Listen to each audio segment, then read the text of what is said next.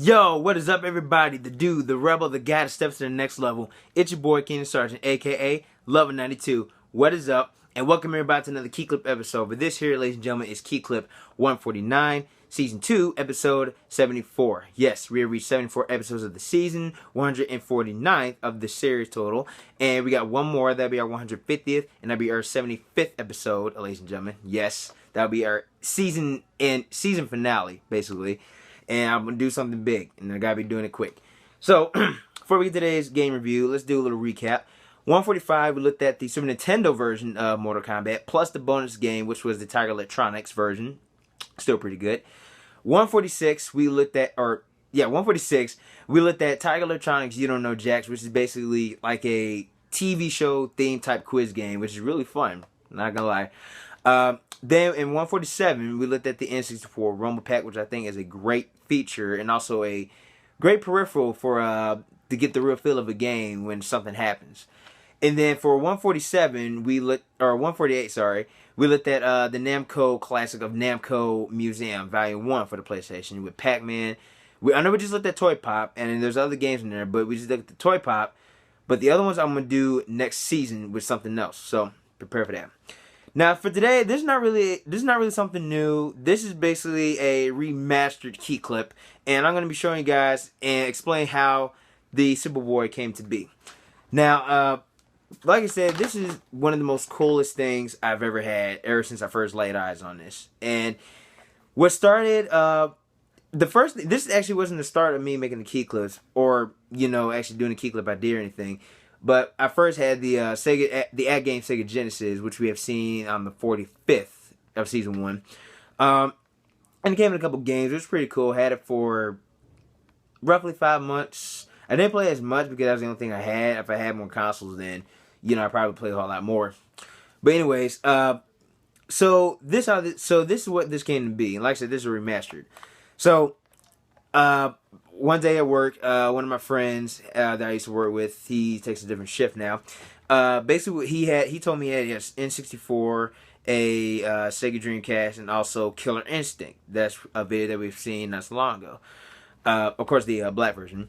And so he told me he was selling them, and I was like, "All right, cool, I'd like to buy them." The only thing was, as far as it was being great buying the N64 back, and also the Dreamcast. The only thing was, I had to go out somewhere to find the Super Nintendo.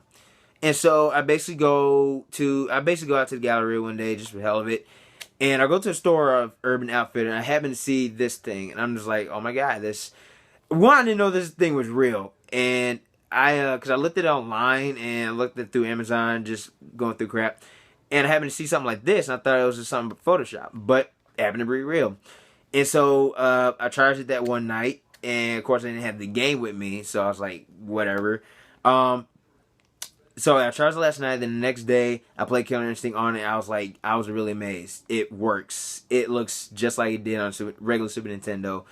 And that's basically what this is. It's just a Super Nintendo, but now portable. And also, another cool thing about it is that you can actually plug 2 controllers in here. See, 1 and 2. It has the correct buttons. It's really thick, too. It's kind of surprising. And when I first held it, it was kind of a little bit heavy, but then I got used to the weight. Anyways, yeah, like I said, it's a rechargeable battery. And also, the cool thing is you can actually plug this to your TV. So it's basically a console of a console. You can play it on the go, or you can just play it on your TV. It's really amazing. This is something you can't pass up a console like this. I would like to see them make a N64, and which is first off, this is not by Super Nintendo or Nintendo itself. This is based by Hyperkin, a third party. Also made the Retron. Hold on, I'm gonna try to get that soon. But this is something that's really amazing. The fact that I never really had a Super Nintendo until now. I mean, I still have the console as well, but still having this one is basically kind of like a backup. And I never leave home without this, let alone my other handheld games. I'll be showing you guys next season.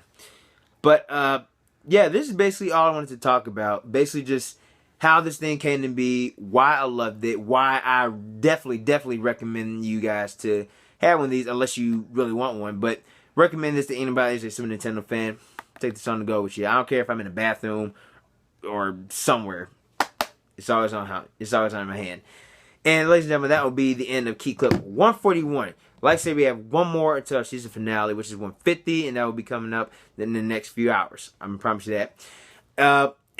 Before we end this video, like always, you can like and comment on the video. Also, subscribe to the channel. Also, find me on Facebook, facebook.com/dude1192 or Keenan Sargent. Find me on Instagram and Twitter, dude1192. Also, find me on Vine, Keenan1192 Sargent. Until next time, stay tuned for 150, the season finale episode, and I'll see y'all when I'm going to see y'all.